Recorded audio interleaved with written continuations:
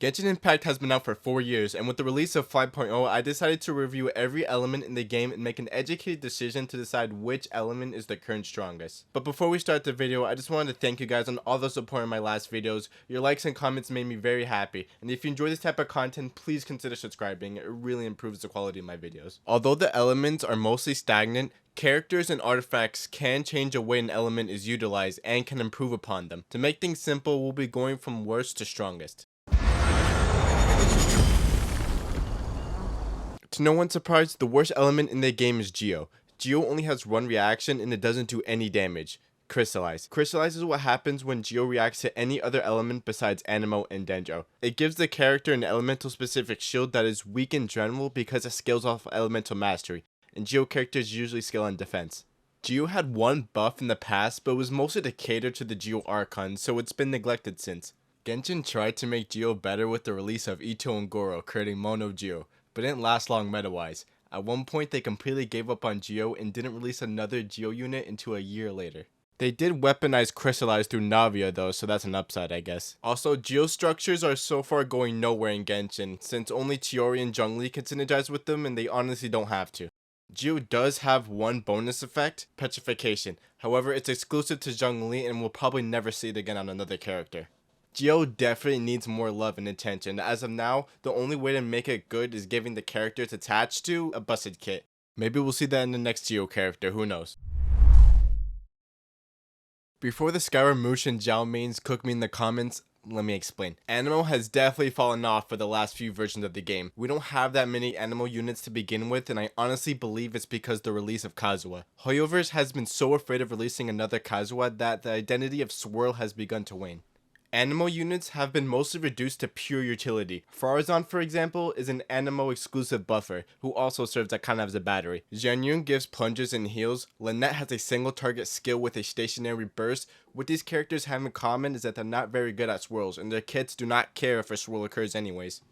You could run Viridescent Venerer on them to make their swirls worth more, but in most cases it's not worth it. In my opinion, the elemental absorption that some Anemo units can use is so good, it devalues the ones who can't use it, or rather, it doesn't make them that much more valuable than Geo characters these days. If Kazuha and Viridescent Venerer didn't exist, I probably would have put this below Geo at this point in the game. Also, Zhao is just green physical.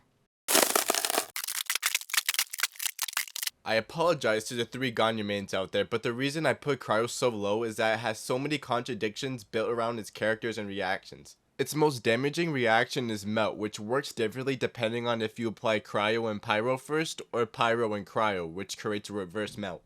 Melt itself has seen some improvement with the release of Dendro, creating the burning reaction, but when it comes to Cryo's other reactions, things start to get iffy. Freeze is what happens when you mix Hydro and Cryo, making an enemy immobile for a time. Generally, the main DPS of the Freeze teams will be Cryo, as there's a plethora of Hydro sub DPSs that can apply Hydro consistently. However, we've had a bad strings of Cryo main DPSs who have had a habit of shattering enemies from their frozen state. Shatter is kind of a reaction, but not really. At least it's not as valuable as just keeping the enemy frozen. They can honestly fix this by not making Cryo characters use claymores or need the charge attack.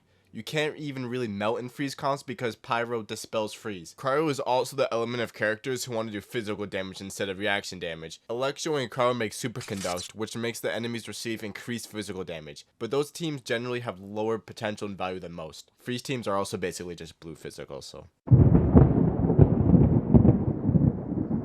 I was on the fence on putting this lower because Electro truly has some trash reactions. Electro charge is meant for bigger groups of enemies so you can chain lightning to them, but the damage is really bad and they have to be already affected by Hydro. Overload's damage is also bad in most cases. Electro had one of the biggest power spikes when Dendro was released, because of how strong Hyper Bloom is. Electro became a necessity for meta. Hyper Bloom is so powerful and easy to play that it's home to some of the strongest team comps in Genshin. The only drawback is the lack of AoE Electro characters in the game. So far, Kuki and Raiden Shogun are the only ones who can Hyper Bloom efficiently and consistently. Because of its strength, Hoyoverse has been stepping away from Hyper Bloom by making Dendro and Electro characters less AoE oriented. This has forced the community to use Spread instead, which isn't bad, but it's no Hyper Bloom. Pyro has seen non-stop improvements with every new character they release. It's tied with the most amount of characters next to Cryo and has 2 of the most common and powerful elemental reactions, Vaporize and Melt. But even without that, it still cooks, because Arlecchino and Linny don't need those reactions. Pyro main DPSs is the most prevalent in the game. It also houses Zhongli. Yeah, Overload was a bad reaction, but Chevrus made it usable, but without her it's still trash. The biggest reason why Pyro's so strong, honestly, is because of how Genshin designs the characters that are Pyro. Nonetheless, it makes Pyro a safe and comfortable place that can deal with any type of content the game might have to offer. Take your pick on why Pyro may or may not be good. It will, for a long time, stand head and shoulders over most elements in the game. Also, who else is waiting for a character that can amplify bridging then, like a Pyro Nilu? It may or may not have surprised you that despite how much I hyped up Dendro in the Electro section, it isn't number 1 on my list. Don't get me wrong, Dendro revolutionized the meta when it was released. It made trash and forgotten characters good, like that fish lady. Dendro has the biggest presence in the whole game, and what I mean by that is that if you put a Dendro character in any team, that team becomes a Dendro team. Electro charged, it's Hyper Bloom. Vape, Burgeoning. Basically any team with Hydra will be some sort of Bloom team.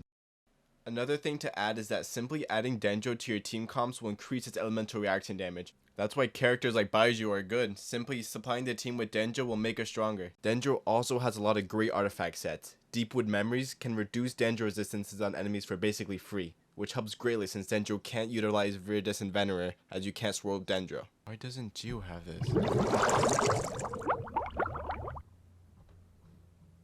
Hydro is what I like to call the premium element, as almost all of its wielders are 5 stars, and the 4 stars are trash, except for like 1. Just as the worst boss in the game once said, "The power of water is its ability to take any shape."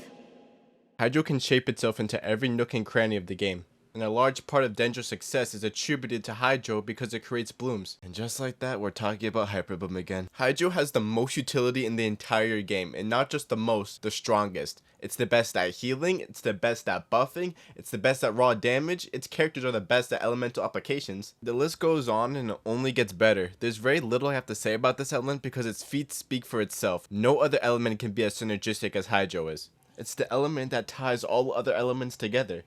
Hydro characters are at the peak of their own individual categories. Damage dealer, no one can solo like Novelette can. Healer, Kokomi and Sejuani got you. Buffing, Farina's damage boost is universal, anyone can use it. So to sum up, Hydro has strong reactions with every element, unbeatable characters, and there's no doubt that after Milani's banner, Hoyo will keep Hydro at the top as the most expensive element in the game.